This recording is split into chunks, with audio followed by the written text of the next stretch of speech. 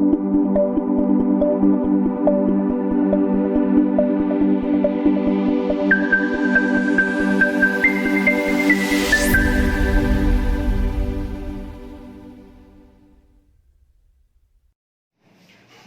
दोस्तों, स्ट्रेजल academy YouTube channel में आप लोगों का स्वागत है।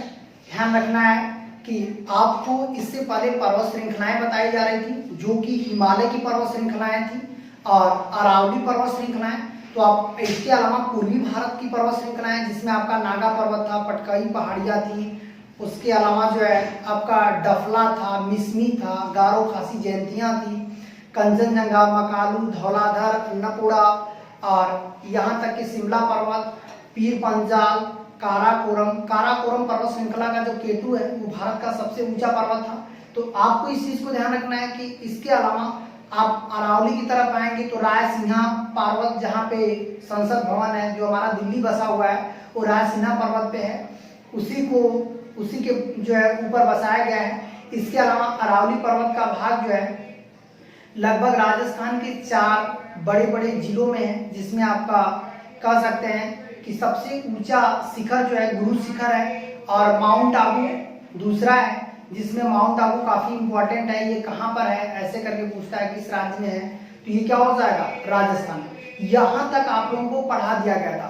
अब हम लोग पढ़ेंगे पश्चिम, मध्य भारत और प्रायद्वीपीय भारत। इसका मतलब दक्षिण की तरफ हम लोग तेजी से चलते चलेंगे। ये देखिए इसमें हो जाएगा। अब जो हम लोग पर्वत श्रृंखलाएं पढ़ेंगे, ये देखिए यहाँ पर है, तो यहाँ इन पर्वत श्रृंखलाओं की बात हम लोग करते हैं। जैसे आपने यहाँ तक अरावली पढ़ रखा था, अरावली के बाद यहाँ पर देखिए एक पर्वत श्रृंखला है जिसका नाम है गिरनार पर्वत। गिरनार पर्वत, जहाँ पे हम लोग गिरनार या गिर राष्ट्रीय उद्यान जो बात करते हैं, गिरनार पर्वत और यहाँ तक कि गिर राष्ट्रीय उद्यान। तो गिरनार पर्वत श्रृंखला का ही ऊंचा शिखर है जिसको हम लोग कहते हैं गोरखनाथ पर्वत। ये देखिए गिरनार पर्वत का यदि शिखर की बात करेगा तो ये क्या हो जाएगा, गोरखनाथ पर्वत।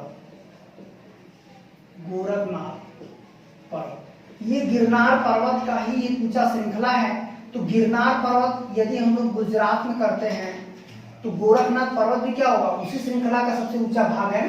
इसका मतलब है कि गोरखनाथ पर्वत भी कहाँ पे है, गुजरात में है।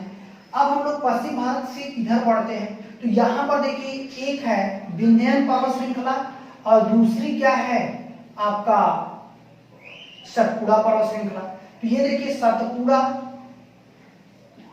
सतपुड़ा है, ये विंध्यन है,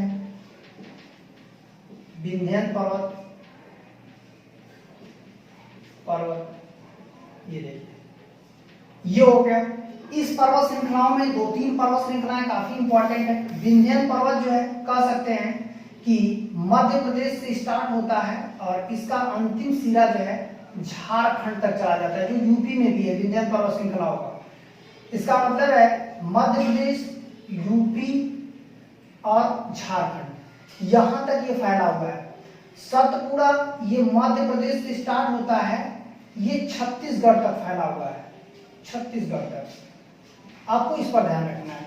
अब देखिए विंध्यन तो एक समांतर श्रेणी का पर्वत है, लेकिन यदि हम लोग कहते हैं, आपको ये भी ध्यान रखना है कि विंध्यन की एक बहुत बड़ी विशेषता है कि ये पर्वत जो सीधा सीधा क्रॉस कर रहा है, ये भारत के 2 बराबर भागों में काटता है। यदि क्वेश्चन देता है कि कौन सी पर्वत श्रृंखला भारत को 2 बराबर भागों में विभाजित करती है, तो ये क्या हो जाएगा, विंध्यन। ये देखिए यह पर्वत श्रृंखला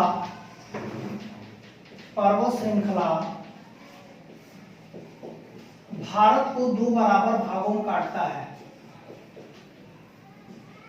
2 बराबर भागों में काटता है।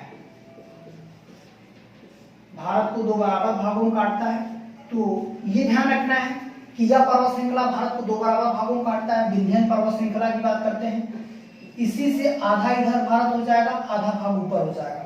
अब आते हैं सतपुड़ा। सतपुड़ा पर 2-3 छोटी छोटी चोटियां हैं जिसमें हम लोग आते हैं, जिसमें यहाँ पर सतपुड़ा पर देखिए छत्तीसगढ़ और मध्य प्रदेश दोनों में है मैकाल पर्वत। मैकाल पर्वत हो जाएगा। फिर इसके बाद आपका यहां पर हो जाएगा धूपगढ़। धूपगढ़ पर्वत। तो धूपगढ़ जो है इसकी एक और विशेषता है, यह सतपुड़ा की सबसे ऊंची चोटी है। यह सतपुड़ा की सबसे ऊंची चोटी है। ऊंची चोटी है, यह सतपुड़ा की सबसे ऊंची चोटी है। फिर इसके बाद इसी जगह आप देखेंगे महादेव पर्वत है। महादेव पर्वत। तो यह आपका सतपुड़ा का हिस्सा हो गया मध्य भारत की तरफ। अब हम लोग बढ़ते हैं प्रायद्वीपीय भारत की तरफ। प्रायद्वीपीय भारत में यहाँ पर दो और देखिए, प्रायद्वीपीय भारत में यहाँ हम लोग आएंगे तो इससे इधर यदि आते हैं तो पारसनाथ हो जाएगा। पारसनाथ बिहार में है। पारसनाथ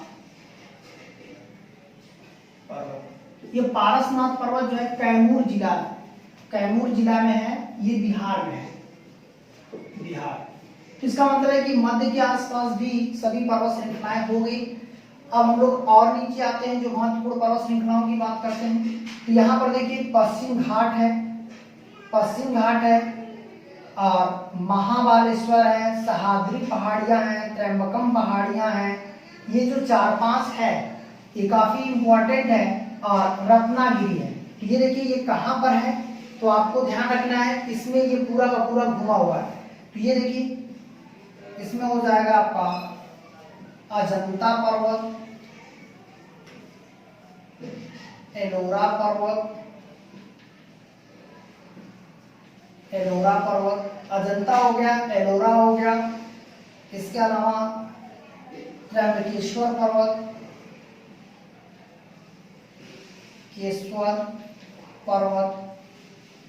त्र्यंबकेश्वर हो गया, महाबालेश्वर पर्वत। इन सबसे नदियां भी निकलती हैं।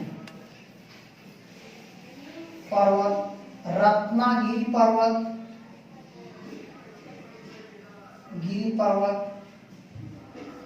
रत्नागिरी पर्वत हो गया, अजंता, एलोरा, त्र्यंबकेश्वर, महाबालेश्वर, रत्नागिरी। इसके अलावा जो है सह्याद्री पहाड़ियां, सह्याद्री पर्वत, ये सभी आपका कहाँ पे है, महाराष्ट्र में है। महाराष्ट्र में इतनी बड़ी पर्वत श्रृंखला, इसी में से कोई एक क्वेश्चन दे देता है कि कौन सी पर्वत श्रृंखलाएं महाराष्ट्र में पाई जाती है, इसमें से कोई एक आ जाएगा। चाहे वो त्र्यंबकेश्वर आ जाए, महाबालेश्वर आ जाए, रत्नागिरी आ जाए, सह्याद्री आ जाए। तो इस तरह से क्वेश्चन बनते हैं। आपको इस पर बहुत ज्यादा ध्यान देना होगा, क्योंकि इस पर से क्वेश्चन कई बार आ चुका है। जैसे अभी पुलिस में आया था महाबालेश्वर की पहाड़ी कहाँ, किस राज्य में, तो ये महाराष्ट्र में है। तो ये देखिए, इसमें हम लोग और नीचे चलते हैं तो यहाँ पर कर्नाटक की तरफ यदि दक्षिण भारत में जाते हैं तो यहाँ पर दो पर्वत श्रृंखलाएं हैं। एक तो है बाबा बुदन की पहाड़ियां, दूसरा है कुद्रेमुख। ये दोनों लोहा के लिए है। ये देखिए बाबा बुदन की पहाड़ी,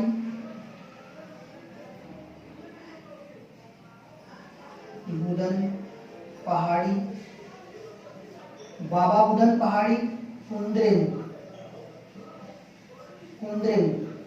पर्वत। और एक यहां पर आता है ब्रह्मगिरी पर्वत, ब्रह्मगिरी पर्वत। तो ये ब्रह्मगिरी पर्वत, ये तीनों पर्वत श्रृंखलाएं कहां पे हैं, कर्नाटक में है। ये तीनों पर्वत श्रृंखलाएं कर्नाटक में है। ब्रह्मगिरी से ही तो कावेरी नदी निकलती है। कर्नाटक के कुर्ग जिले में है ये पर्वत। कर्नाटक के कुर्ग जिले की ब्रह्मगिरी से जो निकलती है कावेरी नदी, तो इसका मतलब है कि यह नदी कहाँ से है, ब्रह्मगिरी से ही तो निकल रही है। कावेरी नदी जो प्रायद्वीपीय भारत की गंगा कहा जाता है, इसका मतलब है दक्षिण भारत की गंगा किस नदी कहा जाता है, कावेरी नदी कहा जाता है। अब देखिए फिर हम लोग और नीचे आते हैं तो यहाँ पर हो जाएगा नल्लामलाई, अन्नामलाई, ये केरल में है। उसी अन्नामलाई पर ही क्या है, अन्नामुंडी है। कार्डोमम की पहाड़ियां भी केरल में है। तो ये देखिए अब यहां हम लोग आएंगे तो रायलसीमा है। रायलसीमा आंध्र प्रदेश में है। रायलसीमा के नीचे यदि जाएंगे तो ये हो जाएगा नीलगिरी। नीलगिरी पर ही दोदा बेटा है। तो ये देखिए इसमें हो जाएगा, जैसे आंध्र प्रदेश में जाएंगे तो रायलसीमा पर्वत, रायलसीमा पर्वत ये आंध्र प्रदेश में है। रायलसीमा पर्वत जो है ये आंध्र प्रदेश में है, ये हो जाएगा। फिर इसके बाद रायलसीमा के ऊपर जो पर्वत बात करेंगे तो यहां पर हो जाएगा महेंद्रगिरी, महेंद्रगिरी, महेंद्रगिरी। आपको ये ध्यान रखना है पूर्वी घाट का सबसे ऊंचा पर्वत है महेंद्रगिरी, उड़ीसा का है, उड़ीसा में है। आप इस पर ये ध्यान रखना है यह पूर्वी घाट का,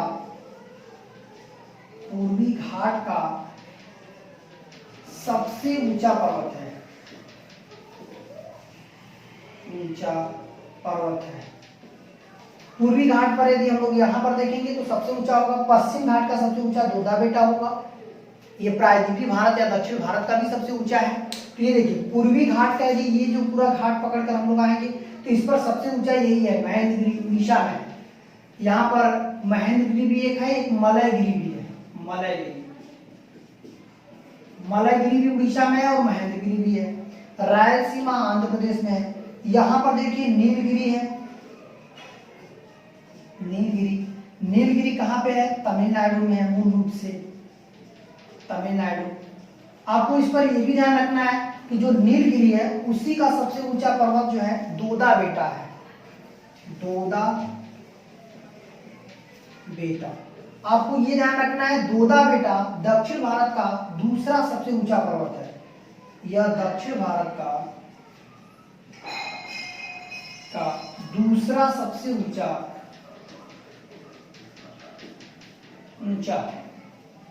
पर्वत है।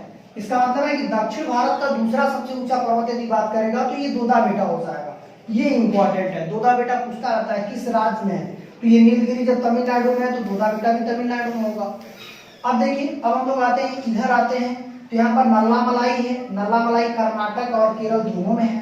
फिर अन्नामलाई है, अन्नामलाई में ही साइलेंट वैली है जो शांत घाटी जिसको हम लोग कहते हैं, जहाँ पे मकाकू नामक एक जीव पाया जाता है। अब देखिए इसमें हो जाएगा, ये यदि बात करते हैं यहां से और यहां से बात करते हैं, यहां से बात करते हैं तो ये देखिए इसमें हो जाएगा आपका नल्लामलाई, नल्लामलाई, नल्लामलाई दो राज्यों में फैला हुआ है, एक तो कर्नाटक में है और दूसरा जो है केरल में है, इस तरह से फैला है। अन्नामलाई यदि बात करेगा, अन्नामलाई, अन्नामलाई की बात करेगा तो ये केवल केरल में है, केवल केरल में है। और ये भी ध्यान रखना है कि ये केवल केरल में है। इसी अन्नामलाई के ही ऊपर क्या है? अन्नामुंडी है, अन्नामलाई के ऊपर अन्नामुंडी है। तो आपको ये ध्यान रखना है इसमें अन्नामलाई के ऊपर जो अन्नामुंडी है वो कह सकते हैं कि दक्षिण भारत का सबसे ऊंचा, इसी के ऊपर जो सबसे ऊंची चोटी है देखिए ये है, ये केरल में है अन्नामुंडी, ये भी केरल में है अन्नामलाई, अन्नामुंडी। अन्नामुंडी की बात करेंगे तो ये आपको ध्यान रखना है कि यह दक्षिण भारत की सबसे ऊंची चोटी है, सबसे ऊंची चोटी है, चोटी है। आपको इस पर एक चीज ध्यान रखना है कि दक्षिण भारत या प्रायद्वीपीय भारत एक ही बात कहता है, कई बार इस पर क्वेश्चन आया है प्रायद्वीपीय भारत की सबसे ऊंची चोटी, ठीक, तो ये भी तो वही है दक्षिण भारत या प्रायद्वीपीय भारत। ये कहाँ पे है? केरल में है। और पश्चिम घाट पर भी हम लोग यदि आए, जैसे पश्चिम घाट यहाँ से वहां तक टोटल जाए तो भी पश्चिम घाट का भी सबसे ऊंचा क्या हो जाएगा? अन्नामुंडी हो जाएगा। इसी अन्नामलाई पर ही जो है श्रृंखला जहां पर लास्ट है वहीं पे क्या है? साइलेंट वैली है, मकाकू नामक जो जीव पाया जाता है साइलेंट वैली में, ये कहाँ पाया जाता है? तो ये क्या हो जाएगा? मकाकू नामक जीव जो है ये यहीं पे पाया जाता है। अब ये क्लियर हो गया। फिर इसके बाद हम लोग आते हैं मकाकू नामक जीव यहाँ पर पाया जाता है और यहाँ पर दक्षिण भारत की यह सबसे ऊंची चोटी है, ये क्लियर हो गया। अब देखिए इसके नीचे जाएंगे, कार्डोमम या इलायची की पहाड़ियां हैं, इलायची, इलायची को ही कार्डोमम बोला जाता है, कार्डोमम। इलायची या कार्डोमम की पहाड़ी जो है कहाँ पे है? केरल में है। तो आपको इस पर भी ध्यान देना है। इलायची या कार्डोमम की पहाड़ियां जो है ये केरल में है और यह जो है कह सकते हैं इसका थोड़ा सा भाग तमिलनाडु में है, थोड़ा सा भाग इसका तमिलनाडु में है। तो तमिलनाडु में होने के कारण जो है उस पर भी क्वेश्चन बन सकते हैं। तो अब ये क्लियर हो गया कि और इसके अलावा जो है ऊटी जो है पर्वत, ऊटी पर्वत एक कह सकते हैं केंद्र है ना, पर्यटक केंद्र है ऊटी। तो ऊटी पर्वत भी है, ये पर्यटक केंद्र जो है एक पर्वत का श्रृंखला बनाता है ऊटी पर्वत। ये कहाँ पे है? तमिलनाडु में है। तो इसका मतलब है कि इस तरह से टोटल जो है आपका दक्षिण भारत तक फैला हुआ है, जिसमें कार्डोमम इंपॉर्टेंट है, अन्नामुंडी इंपॉर्टेंट है, अन्नामलाई इंपॉर्टेंट है, और यहाँ पर नीलगिरी इंपॉर्टेंट है, दोदा बेटा इंपॉर्टेंट है। जैसे लोहा उत्पादन की बात करेगा तो वहीं बाबा बुदन या कुंद्रेमुख इंपॉर्टेंट है।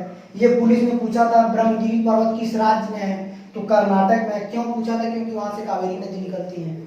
तो ये टोटल आपका दक्षिण भारत या प्रायद्वीपीय भारत का जो है पर्वत श्रृंखला था। आपने इससे पहले जो है कह सकते हैं कि अन्य पर्वत मतलब कि जो उत्तर भारत के पर्वत श्रृंखलाओं को अच्छे से पढ़ लिया था। ये सभी दक्षिण भारत की महत्वपूर्ण पर्वत श्रृंखलाएं हैं। हालांकि इससे ज्यादा भी पर्वत श्रृंखलाएं हैं, लेकिन आपको जितने महत्वपूर्ण पर्वत श्रृंखलाएं बताए जा रहे हैं वही आपको बताया जा रहा है। अब ये क्लियर हो गया। अब ध्यान रखना है कि इन सबसे क्वेश्चन हमेशा बनता भी है दक्षिण भारत की तरफ। क्लियर है? और इसी के साथ आप लोग ध्यान रखना है कि आज का क्लास इतना ही। नेक्स्ट क्लास में आपका नया टॉपिक होगा झील। तो इस चीज को ध्यान रखना है कि इस चैनल को, सृजल एकेडमी चैनल को ज्यादा से ज्यादा आप लोग लाइक, सब्सक्राइब और शेयर करना ना भूलिए। इसी के साथ धन्यवाद।